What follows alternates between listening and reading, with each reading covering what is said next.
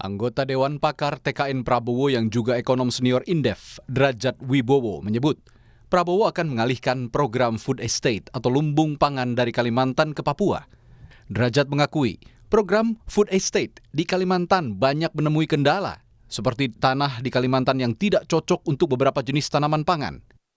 Meski berencana memindahkan ke Papua, Drajat mengakui persoalan infrastruktur yang masih kurang di Papua. Jadi food estate yang sekarang dikembangkan di Kalimantan itu memang menghadapi beberapa persoalan karena tanahnya nggak terlalu subur, topsoilnya sedikit ya, sehingga mungkin agak kurang cocok untuk beberapa hal. Tapi itu yang sudah dipilih itu akan tetap diteruskan. Cuman kami menyadari tidak bisa mengandalkan Kalimantan, karena itu sekarang kita coba kembangkan di Merauke. Karena Merauke tanahnya flat, luas, tapi memang infrastrukturnya masih kurang. Kan ada logistical cost yang cukup besar. Nah itu mungkin salah satu potensi juga bagi teman-teman di private sector untuk bergerak di transportation and logistik sektor untuk itu kan. Sementara itu, Kepala Dinas Komunikasi dan Informasi Provinsi Papua menyambut rencana Presiden terpilih Prabowo Subianto memindahkan food estate dari Kalimantan ke Papua. Namun Pemprov menyebut kawasan food estate tetap harus sesuai dengan rencana tata ruang wilayah atau RT/RW setempat. Menyambut baik. Di sini diperlukan sinergi kolaborasi bersama antara semua pemangku kepentingan, termasuk juga memperhatikan RT/RW yang sudah dilakukan review oleh Pemprov Papua dan RPCPD Provinsi Papua 2025-2045 yang beberapa waktu lalu telah ditetapkan melalui sidang DPR. Pada prinsipnya pemerintah Provinsi Papua menyambut baik program-program tersebut. Mudahan juga kalau memang betul-betul program bisa dilaksanakan di Papua, terjadi sinergi kolaborasi bersama antara semua pemangku kepentingan dari tingkat pusat, daerah, terlebih juga pelibatan masyarakat. Sebelumnya Direktur Wahana Lingkungan Hidup Kalimantan Tengah Bayu Herinata menyebut, proyek food estate Gunung Mas Kalimantan Tengah dinilai gagal. 2 tahun singkong yang ditanam tidak menghasilkan. Beberapa juga yang ditanam di singkong baru seperti itu, paling 2 atau 3 blok. Saya kurang paham berapa hektarnya itu. Tapi kondisi itu sudah terjadi lebih dari 2 tahun. Kalau tadi saya bisa benarkan kalau singkong itu mangkrak, lahan singkong itu mangkrak hampir lebih dari 2 tahun, karena mereka buka pertama di akhir 2020, terus ditanam, mereka buka 700-an hektar lebih, ditanam hampir 300, tapi selama 3 tahun tidak ada singkong yang bisa dipanen ya, karena memang singkongnya itu nggak ada seperti itu. Ada pun itu kecil. Dan menurut Kepala Dinas Tanaman Pangan, Hortikultura dan Peternakan Provinsi Kalimantan Tengah, kajian lingkungan hidup strategis untuk target lahan food estate sebesar 771.000 hektar. Di 2024 sendiri, Jokowi menyebut anggaran food estate 108,8 triliun rupiah yang masuk dalam program ketahanan pangan. Jika dilihat dari yang terjadi di Kalimantan Tengah, pemerintah perlu mengkaji ulang bagaimana tingkat keberhasilan food estate di Papua. Akankah food estate di Papua jadi solusi pangan atau justru merugikan? Tim Liputan, Kompas TV. Lalu bagaimana saudara sebenarnya target pemindahan program lumbung pangan dari Kalimantan Tengah ke Papua? Apakah sudah ada studi kelayakan, termasuk apakah tidak akan merusak lahan gambut lagi? Kita bahas malam hari ini saudara bersama anggota Dewan Pakar TKN Prabowo Gibran, Drajat Wibowo, juga bergabung bersama kami Dewi Sartika, Sekretaris Jenderal Konsorsium Pembaruan Agraria atau KPA. Selamat malam Mbak Dewi, selamat malam Pak Drajat. Selamat malam. Saya ke Pak Drajat dulu. Pak Drajat, Anda menyebutkan bahwa ada beberapa kendala dengan food estate yang dilakukan di Kalimantan. Salah satunya adalah soal topsoilnya atau tanah yang bagus begitu tuh sangat sedikit sekali, dan juga beberapa kendala lain. Apakah ini kemudian sebuah pernyataan tegas food estate di Kalimantan memang gagal? Ya, terima kasih Mbak Nilo. Sebelum saya jawab, ada satu hal yang saya koreksi karena tidak pernah saya berkata mengalihkan. Jadi yang di Kalimantan tetap berjalan, tapi akan kita tambah di Papua. Cuman yang di Kalimantan memang ada beberapa masalah. Nah, beberapa masalah itu sebenarnya lebih ke masalah kelembagaan yang pertama dan kemudian ke anggaran. Jadi yang masyarakat nggak banyak tahu, kelembagaannya itu tertahan di kantor Menko, ya ada satu lembaga yang memang harus dibuat. Nah, kalau lembaga itu nggak dibuat, anggarannya tidak bisa turun. Simpelnya seperti itu. Nah, prosesnya masih berlangsung ya waktu itu. Mungkin saya koreksi bukan tertahan lah, tapi masih ada di kantor Menko waktu itu, sehingga kemudian terpaksa dilakukan percepatan dengan menggunakan anggaran dari Kementerian Teknis yang seadanya. Jadi kalau tadi teman dari Walhi mengatakan baru sedikit, ya memang betul karena anggarannya itu seadanya dari PUPR maupun dari Kementan seadanya, sementara dari badan yang direncanakan mengurusi food estate itu sendiri belum ada karena badannya masih dalam proses di Kemenko. Kemudian dari Kementerian Pertahanan juga nggak ada anggaran yang disalurkan ke sana. Jadi ini untuk meluruskan ya, sehingga memang karena ada persoalan kelembagaan dan persoalan anggaran itu perjalanan proyek di sana terhambat. Oke, Pak Derajat saya potong dulu Pak Derajat. Ada- Maaf saya potong Ya. dulu Pak Derajat. Memang membutuhkan anggaran sebesar apa Pak Derajat untuk kemudian membuat food estate ini sukses? Tergantung pada kondisi tanahnya ya. Kalau di Kalimantan itu kan memang pengolahan tanah menjadi tantangan yang cukup serius ya. Karena kita tahu untuk pangan itu perlu tanah yang ya eh, gemari paloh jinawi lah kira-kira begitu ya. Sehingga ketika tanahnya itu unsur haranya agak terbatas, kemudian kandungan asamnya juga kurang ideal, itu perlu pengolahan tanah. Nah, kalau perlu pengolahan tanah tentu anggarannya lebih besar. Jadi kalau untuk di Papua, maaf untuk di Kalimantan itu tetap akan dilanjutkan, tapi tentu disesuaikan dengan kesiapan tanahnya, disesuaikan juga dengan anggarannya. Apakah itu artinya Keuntungan tidak kalau di memaksakan? Selama ini artinya dipaksakan sekali gitu untuk ke food estate yang berjalan di Kalimantan. Ya, Mbak Niluh, kita nggak punya pilihan lain. Pilihan lainnya adalah impor pangan. Penduduk kita terus bertambah, ya, produksi pangan kita terbatas. Saya orang pertanian, kita tentu idealnya ada intensifikasi penggunaan teknologi, idealnya begitu. Tapi itu kan tidak semudah membalik tangan. Menemukan varietas unggul saja itu kan prosesnya panjang sekali. Dari galur sampai ke varietas itu Oke. prosesnya panjang sekali. A- Sehingga ya semuanya harus kita lakukan. Kalau enggak ya kita akan impor pangan kita meledak, kita akan Oke. sangat tergantung pada banyak negara untuk pangan. Pak Derajat, maaf saya potong. Selama ini kita tahu kalau lahan gambut, kita lihat ya di tahun 95 ketika era Pak Soeharto itu juga mencoba untuk membuat lumbung pangan juga di lahan gambut itu kan gagal. Itu artinya memang lahan gambut kan memang tidak bisa untuk produksi pangan begitu.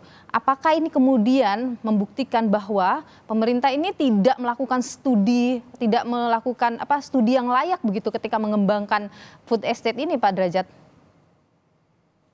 Saya rasa itu mungkin lebih baik ditanyakan ke pemerintah yang ada sekarang ya. Kita menyiapkan untuk yang ke depan ya.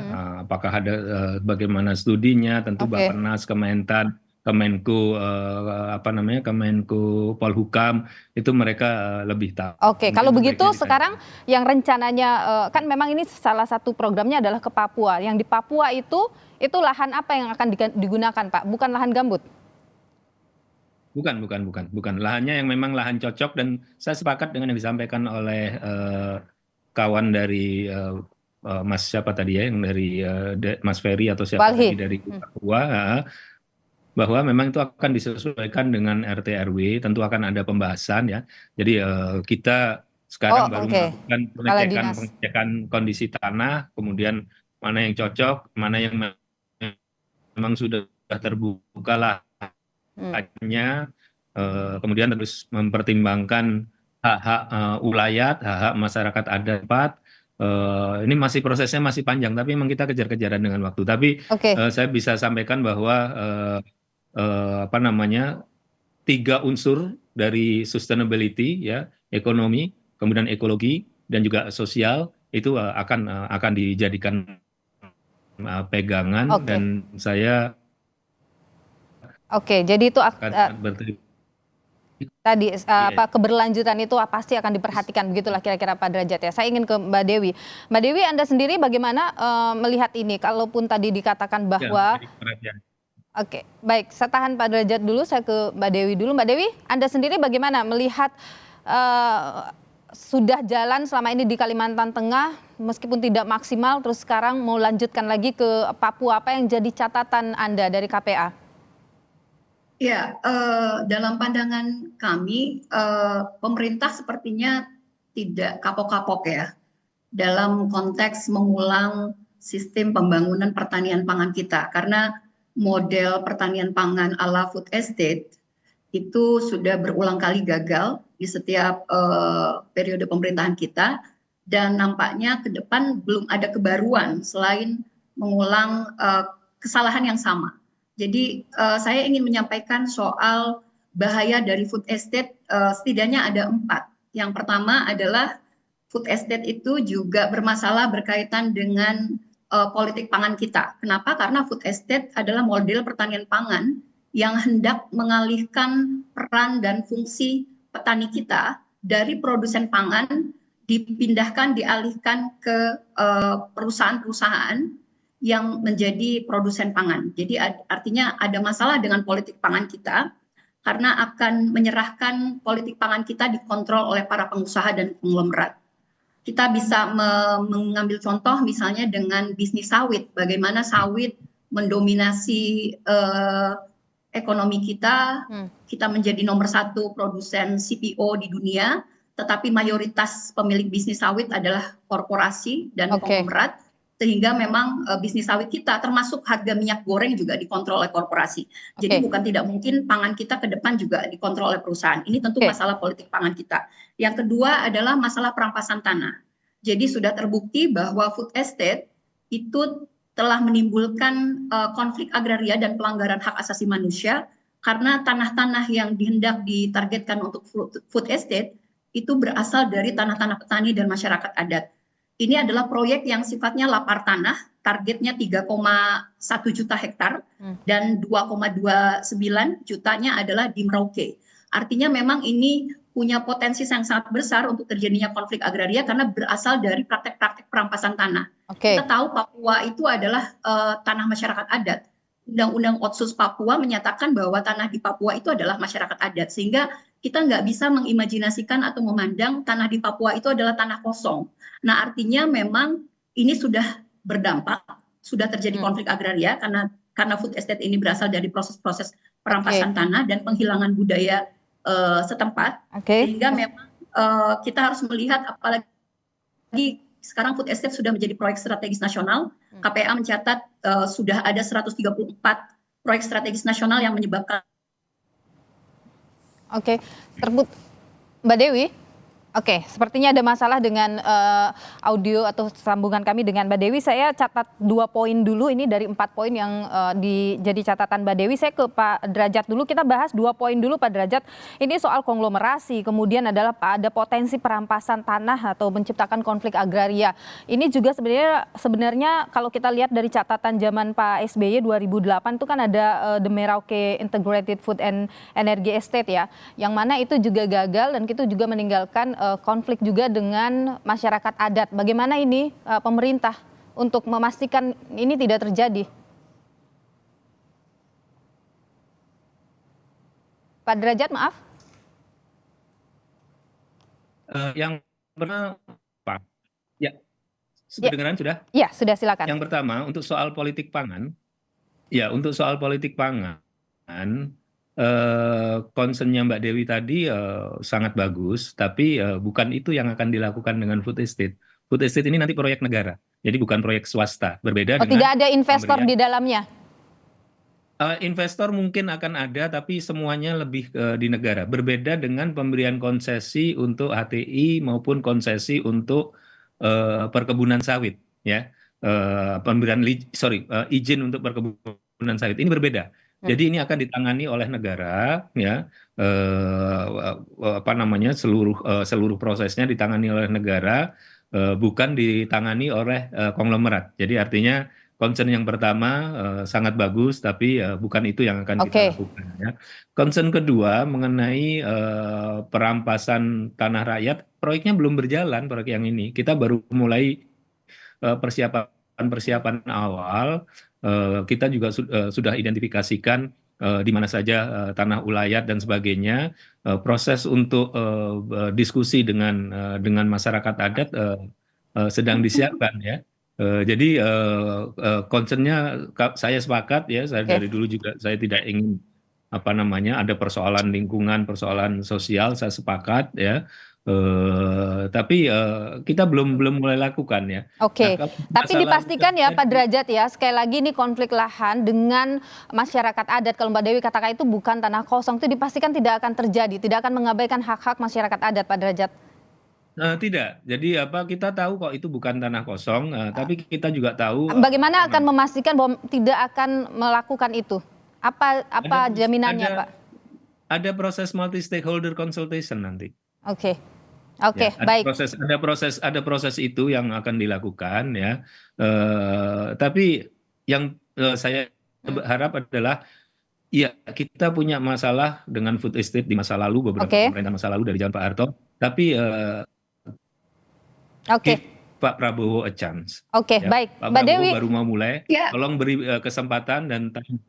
Ya, baik. Mbak Mohon Dewi, maaf singkat terputus. saja. Ya, singkat saja. Mbak Dewi, kita sudah di menit terakhir. Mbak Dewi, apa yang ingin Anda garis bawahi terakhir ini? Kalau tadi ada jaminan dari Pak Derajat bahwa berikan waktu, berikan kesempatan Pak Prabowo untuk bekerja dan memastikan tidak akan melakukan pelanggaran-pelanggaran yang jadi concern Mbak Dewi tadi. Singkat saja. Ya, selain perampasan tanah dan kerusakan lingkungan, saya pikir ada masalah terkait perencanaan sampai pelaksanaannya di hampir semua proyek food estate adalah tidak ada pelibatan partisipasi masyarakat secara substansial. Jadi ini selalu berkali-kali gagal. Nah, artinya memang ini bukan pembangunan Papua, tapi pembangunan di Papua, secara khusus di Merauke. Artinya yang sedang dilakukan adalah bukan pembangunan pertanian, memperkuat pertanian-pertanian rakyat yang sebenarnya potensinya masih besar. Ada kurang lebih 17 juta rumah tangga petani gurem yang sebenarnya bisa diperkuat. Alih-alih memperkuat korporasi-korporasi pangan, termasuk di dalamnya tentu ada elit bisnis dan elit politik yang kita tahu itu juga. Seharusnya sebenarnya dana ratusan triliun food estate dan program-program ketahanan pangan yang ada itu dibuat lebih efektif dan kemudian dibangun untuk memperkuat pertanian rakyat dalam bentuk koperasi-koperasi milik petani, badan-badan usaha milik petani. Baik. Jadi bukan mengganti posisi petani dengan pengusaha-pengusaha di bidang pertanian pangan. Baik. Apalagi Oke. food estate dari sejak Soeharto, SBY sampai dengan Pak Jokowi sudah terbukti gagal. Oke, Seharusnya baik. Presiden Prabowo memperbaiki sistem pertanian pangan kita. Baik, kami tangkap Mbak Dewi Sartika apa yang Anda sampaikan. Ini juga tentu didengar oleh Pak Derajat tadi. Yang pasti adalah Pak Derajat mohon dilibatkan ini petani-petani gurem kita yang jumlahnya sangat banyak sekali. Jangan sampai mereka terabaikan. Mudah-mudahan ini bisa jadi catatan nanti dalam diskusi lanjutan ya. Dan perlindungan masyarakat adat di Merauke. Oke, baik. Kita tahan sampai di sini perbincangan kita. Terima kasih banyak. Mudah-mudahan kita bisa ketemu lagi dalam diskusi lanjutan soal ini. Terima kasih Pak Derajat Wibowo, pakar atau anggota Dewan Pakar Prabowo Gibran, dan juga Mbak Dewi Sartika, Sekretaris Jenderal Konsorsium Pembaruan Agraria atau KPA. Sekali lagi mudah-mudahan food estate ini benar-benar bermanfaat untuk masyarakat.